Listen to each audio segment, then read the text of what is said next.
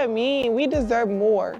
Women coming in, not this year, but next year, or because the ones coming this year will still be on the rookie contract again. The ones the year after, they gonna get more. They probably gonna be making more than us.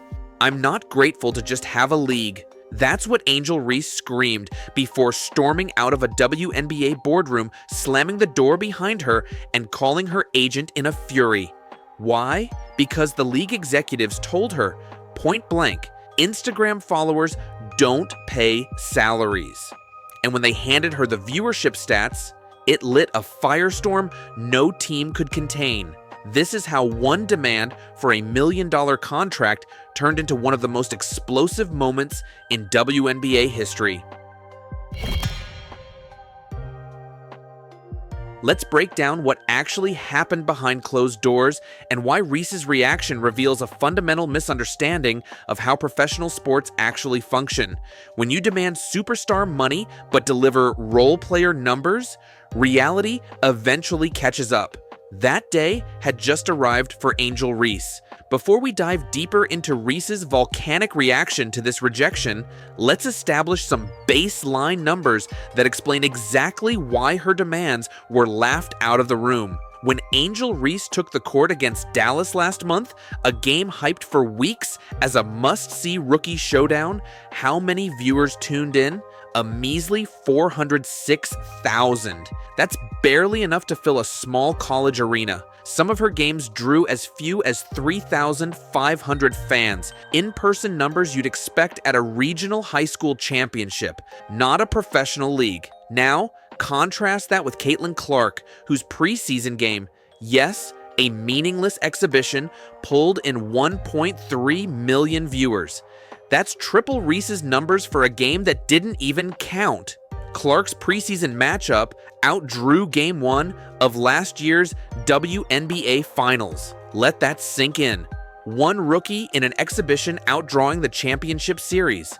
The WNBA hadn't seen viewership like this since 2008. 15 years of struggle erased overnight by one player, and it wasn't Angel Reese. When Clark plays, arenas fill up. When others play without her, crickets. This isn't opinion, it's cold, hard Nielsen data that determines what a player is actually worth. The financial disconnect in Reese's demands exposes a fundamental misunderstanding of sports economics. The WNBA secured a $260 million broadcast deal. Sounds impressive until you realize the NWSL landed $240 million without NBA backing. The WNBA had the full marketing muscle of the NBA pushing them and barely outperformed women's soccer. Let's talk operational costs. Charter flights alone cost $30 million annually. That's before paying a single player covering healthcare, arena rentals, coaching staff, front office personnel, or marketing.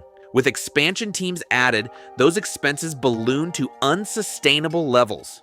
Most revealing? The WNBA only retains 42% of its own revenue. The NBA owns 42%, while private investors control 16%. So for every dollar generated, the WNBA immediately loses 58 cents. That's like trying to fill a bathtub with the drain wide open. When Reese demands million-dollar contracts from a financially drowning league, it's like asking for a raise from a company in bankruptcy proceedings. The financial illiteracy is staggering, but what really triggered her rage wasn't just the rejection, it was the explanation that accompanied it. League executives didn't just say no to Reese's salary demands, they presented her with her own viewership numbers. They showed her the stark reality that games featuring her averaged just 46,000 viewers nationally, while Clark's games averaged 20 times that number. They explained the business correlation between eyeballs and dollars, the fundamental economic principle that determines athlete compensation across every professional sport. According to sources inside the WNBA offices, when presented with these numbers, Reese initially went silent before launching into a tirade about disrespect and undervaluing Black women's contributions, immediately shifting from economics to identity politics when the numbers didn't support her argument. One executive reportedly asked her point blank, If you can't fill arenas or attract viewers, what exactly are we paying for? That's when the rage erupted. Witnesses describe Reese storming out, slamming doors, and immediately calling her agent to strategize a public response, one that would conveniently omit any mention of these devastating viewership comparisons. Within hours, Reese's social media accounts exploded with carefully crafted indignation. "Know your worth and add tax," she posted to her millions of followers. The irony is completely lost on her that social media followers don't translate to actual game viewers, the only metric that matters in sports economics. Meanwhile, the league's executives found themselves in an impossible position: explain basic economics and be labeled as problematic, or cave to unsustainable demands and accelerate the league's financial collapse. They chose option 3, silence, allowing Reese's misleading narrative to spread unchallenged. Let's be crystal clear about what determines athlete value. It's not Instagram followers, viral moments, or Met Gala invitations. It's the revenue you generate through ticket sales, viewership, and merchandise. LeBron James makes $45 million annually because he generates hundreds of millions for his team and the league. His value proposition is undeniable. When Angel Reese demands similar compensation structures without delivering comparable value, the disconnect isn't just disappointing, it's delusional. Professional sports isn't a charity or social program, it's a business. The cold, hard truth is that players get paid based on what they bring to the table financially. Michael Jordan was actually underpaid during his career when you consider the billions he generated for the NBA. Meanwhile, Reese wants superstar compensation for role player impact. The entitlement mindset reveals a fundamental misunderstanding of how professional athletics function. Having a great college career or social media presence doesn't automatically translate to professional value. The only equation that matters is simple: how many dollars do you bring in versus how many dollars you cost. For most WNBA players, that equation remains deeply underwater. No cap, the arrival of Caitlin Clark exposed everything. Before Clark, the WNBA could blame systemic factors, media coverage, or scheduling for their poor viewership. Now they have a controlled experiment. Same league, same coverage, same schedule, but one player dramatically outdraws everyone else. What changed? Nothing except the presence of one uniquely talented player that audiences actually want to watch. Clark's games are selling out arenas that sat half empty just months ago. Secondary market tickets for her games sell for 500% more than regular WNBA tickets.